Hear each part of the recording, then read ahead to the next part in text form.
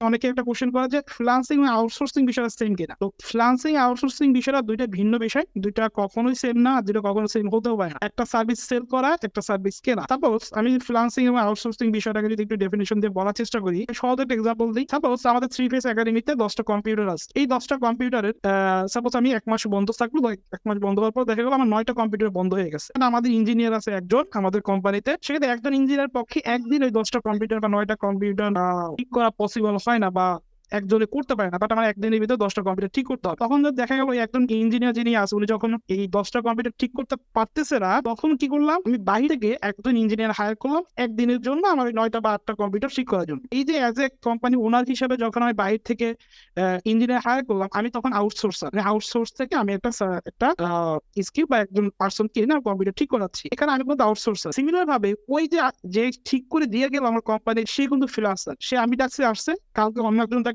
সেও যা ওখানেও যা। তার মানে কি, যে সার্ভিসটা সেল করতেছে সে হলো ফ্রিল্যান্সার, যে সার্ভিসটা নিচ্ছে সে হলো আউটসোর্সার। এখন যদি বলতে পারেন যে রিয়াজ ভাই, সাগর ভাই, আপনারা কি ফ্রিল্যান্সার না আউটসোর্সার? আমরা বলবো আমরা ফ্রিল্যান্সারও, আমরা আউটসোর্সারও। আমরা ফ্রিল্যান্সিং করি আমাদের সময় মতো, প্লাস আমরা যখন কাজের লোড বেশি হয়ে যায় তখন আমার বাইরে আমাদের এজেন্সি যে আমাদের যে স্কিল পার্সন আছে বা বাহির থেকে আমরা অনেক সময় হায়ার করে কাজ